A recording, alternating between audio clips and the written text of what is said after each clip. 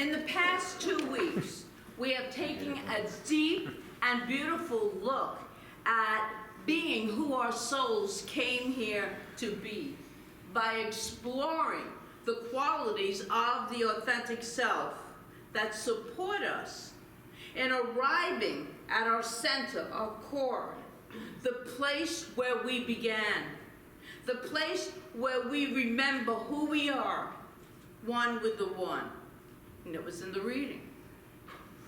So Ernest Holmes tells us in Science of Mind, the eternal has placed itself at the center of our being.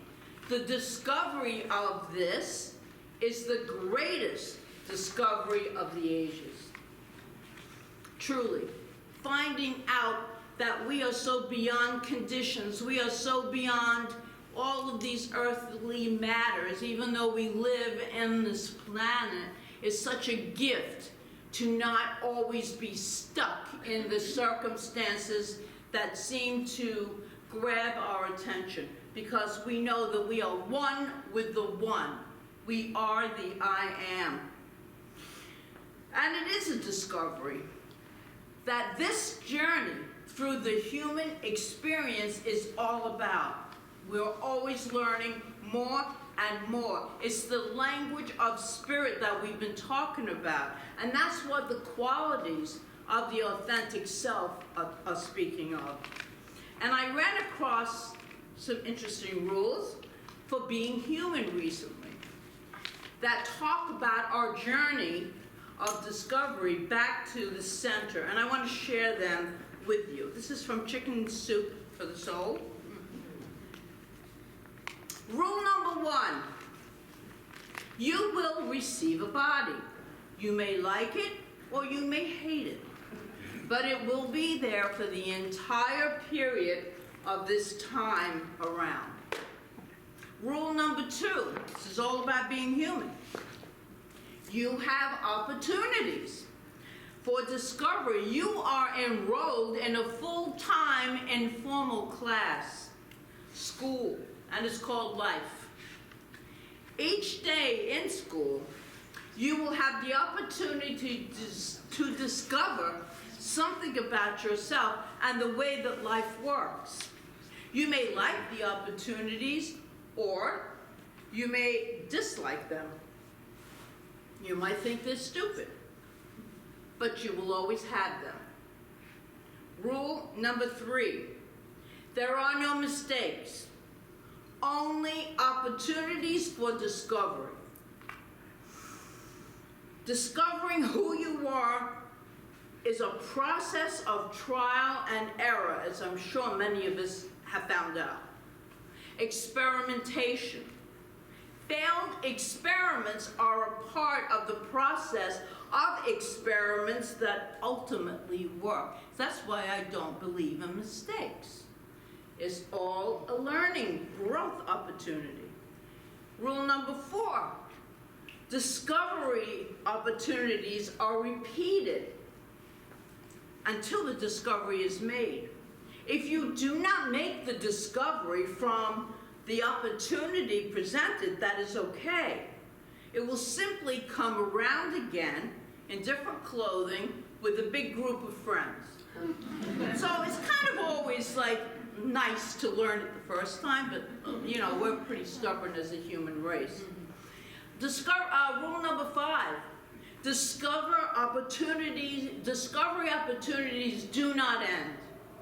There is no part of life that does not contain these opportunities. If you are still breathing, there is more to discover. It doesn't. Stagnation, that's not a part of the infinite field. That's not a part. It's always moving. It's always flowing. It's pure energy. We're pure energy. We're always moving. It's not going to stop until it stops. And then we'll just go on for another adventure in a different form. Rule number 6, what you make of your life is up to you. You shall have all the tools and resources you need, but what you do with them is your choice. Rule number 7, your answers all lie inside of you. The answers to life's questions, they reside inside of you. All you need to do is look, listen, and trust. Rule number 8, you will forget all of this. And here's the bonus, rule number 9. You can always remember this whenever you want.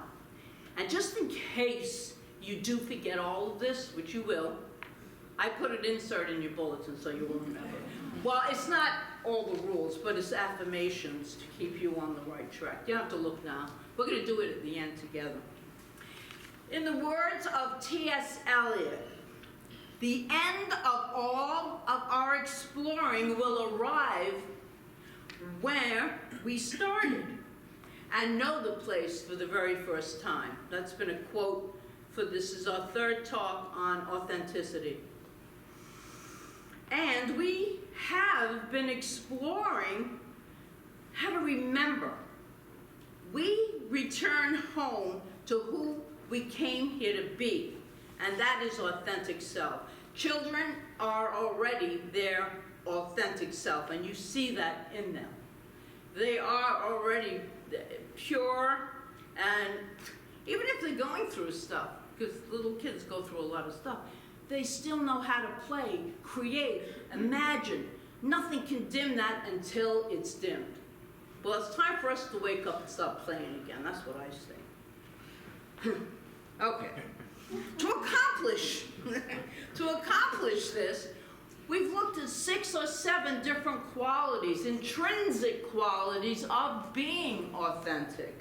And these qualities that when we express them, we show that we are truly connected with our authentic self.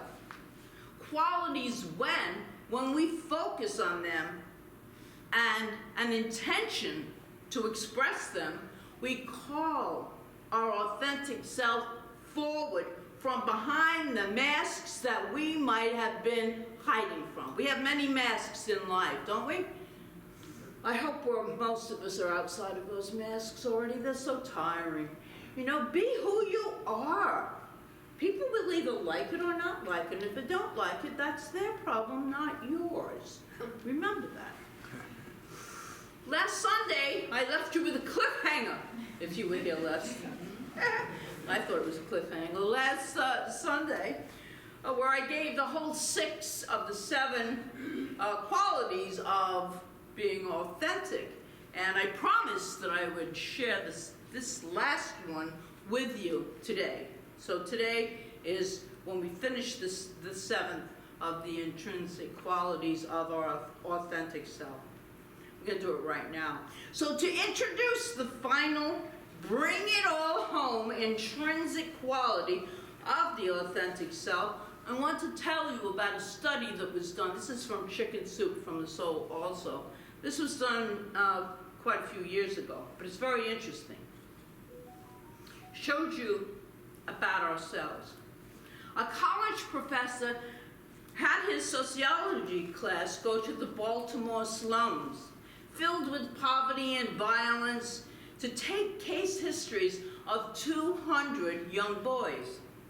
They were asked, the students that went out there were asked to evaluate what they thought each boy's future would be. In every case, the student who went out to observe wrote, he hasn't got a chance to make anything of himself. 25 years later, another professor ran across this early study, and he was extremely curious to know how accurate those predictions were. So he had his current students follow up on the project to see what did happen to these boys. They were able to track down 180 of the 200.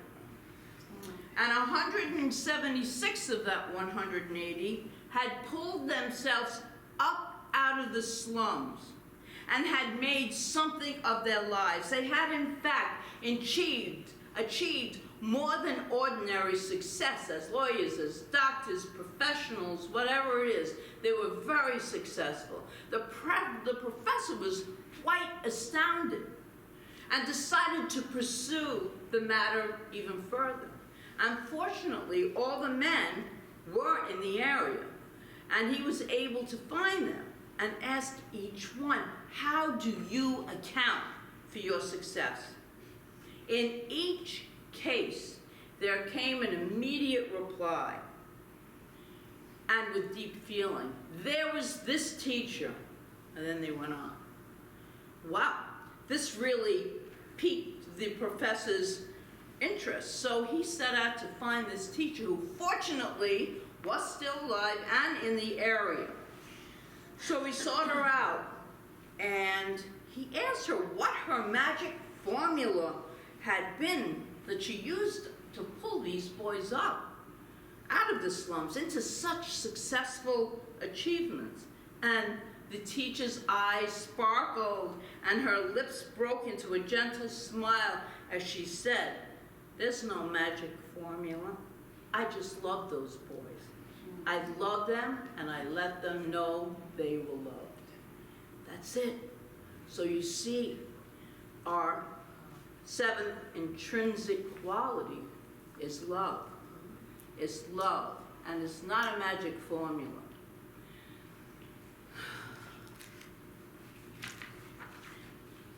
Bertrand Russell, who's a brilliant mathematician and accomplished, although controversial, philosopher in the early 1900s, wrote in The Impact of the Science of Civilization. He wrote this: the root of the matter is very simple, an old-fashioned thing, a thing so simple that I am almost ashamed to mention it for fear of derisive smiles with which wise cynics will greet my words. The thing I mean, and please forgive me for mentioning it, he says, is love, Christian love. If you feel this, you have a motive for existence, a guide for action, a reason for courage. And what do you suppose he meant by Christian love? What the love that Jesus the Christ had, and what one of his most beautiful teachings on love, do unto others as you would have them do unto you. That was a beautiful, beautiful, powerful statement. And the profound thing is, it is not only in Christian religion. A version of it is found in every religion on the planet. So in Hinduism, do not to others which, if done to thee, would cause thee pain. In Buddhism, hurt not others in ways that you yourself would find hurtful.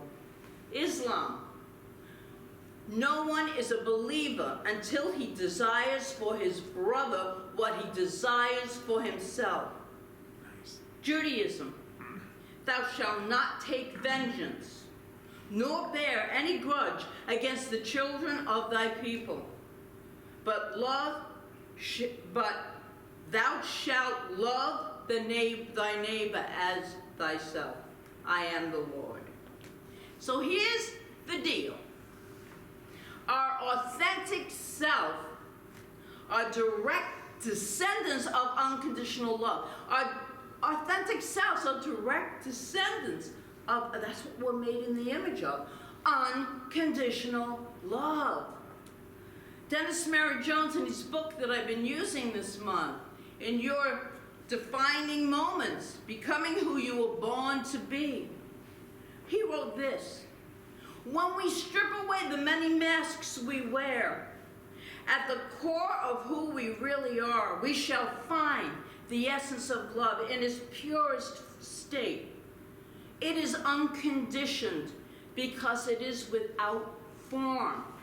Love was and is the initiating spark of life, the Alpha and the Omega, and everything in between those 2 points. It permeates, animates, and sustains all living things, holding itself back from none, judging no one or no thing. The authentic self is love, he says. It is the microcosm of the great macrocosm, the original self, the infinite intelligence, the being, the presence, call it what you will. In its highest vibration, unconditional love is the glue that holds all that is together and exists beyond all conditions. Most important, love has selflessly individuated and imbued itself within us at the point that we call our authentic selves. So a lot of people have that love covered up with years of living and beliefs and all the other garbage that goes on. And they don't even know it's there, but it's there. And it can be activated the minute we realize and recognize it. We are each filters through which love flows without condition. And that it is we who at the level of our own consciousness, our belief system, shape and direct how love manifests in our lives. We shape and direct it, or ignore it. So think about this. If your authentic self is the direct descendant of unconditional love, then that makes you the perfect delivery system for love on this planet. You are the delivery system to express that love on this planet. Pretty cool. We're pretty cool humans. What is required is that we turn love, a noun, into love, a verb. That we actively engage in love. Love for self, love for others. And here's a great story about an actively engaging in that love for self. A little boy was overheard talking to himself as he strode through his backyard, baseball cap in place, and toting a bat and a ball. "I am the greatest baseball player in the world," he said. Then he tossed the ball up in the air and swung and missed. Undaunted, he picked up the ball, threw it in the air, and said to himself, "I am the greatest player there is." And he swung the bat, and he missed the ball again. He paused a moment to examine the ball and the bat very carefully. Then once again, he threw the ball up into the air and said with great conviction, "I am the greatest baseball player that ever lived." He swung the bat hard and missed again. "Wow," he exclaimed. "What a picture." He saw the good.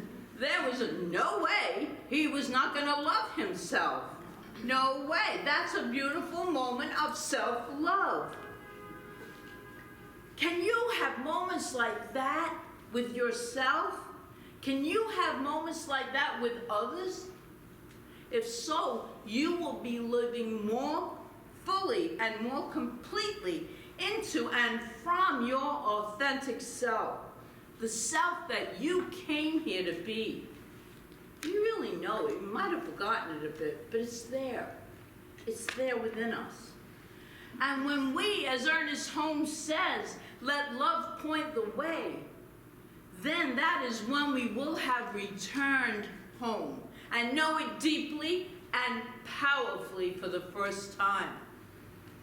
So let's take a really quick review of all 7 intrinsic qualities of the authentic self. The first was wholeness. Remember, we are connected to the whole, connected to everyone and everything. Remembering that we are whole, therefore we are complete, just the way we are, warts, wrinkles, and all. Then we have reverence, recognizing the presence of life within all and honoring its sacredness. Fearlessness, facing life fearlessly, because I know that I know that I know that I am one with the one. When we know that we are one with the one, nothing can stop us, nothing can hold us back. And I want to modify this quote from Course in Miracles, just a little bit. If we knew who walked as us, we would have nothing to fear. We would never be in fear if we really knew the truth of who walks within us, who is us. Integrity, one of my favorites. Leading our life in such a way that we know we are in alignment with Source. We are honest and we are forthright. Humility. Being open to seeing different viewpoints, receptive to new understanding, and not being stuck in what our perception or interpretations of what things are. Equanimity. Having a balance, an even state of mind, and not being whipped about by emotions, our human emotions, both positive and negative. And they can really whip us around. Love, number 7. Finally, love. Remembering that your authentic self is the direct descendant of unconditional love. Wow. And we are the perfect delivery system through which to express that love. And remembering that love is not just a noun, it is a verb. And that's how we should use it.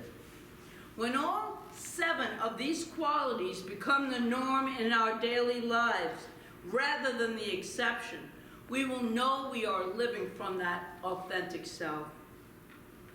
So use these statements. I'm going to go over. I'm going to use them. They're in your bulletin. To help you stay connected to your authentic self. You can take them out, because you're going to repeat them after me. That way I can just say it once. The first one. I want you to say them out loud after I finish. I am whole. I am complete. I am one with the one.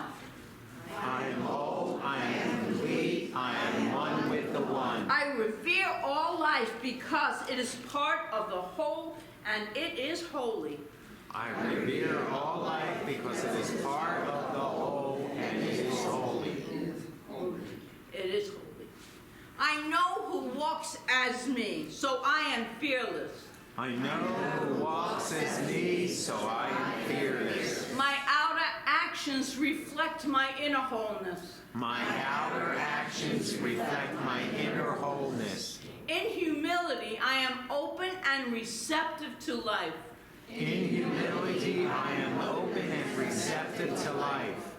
I face all of life's conditions with ease and grace. I face all of life's conditions with ease and grace. I am a perfect delivery system for love. I am a perfect delivery system for love. And so it is, my friends, and so it is. So, yes, I love you all. Every one of you.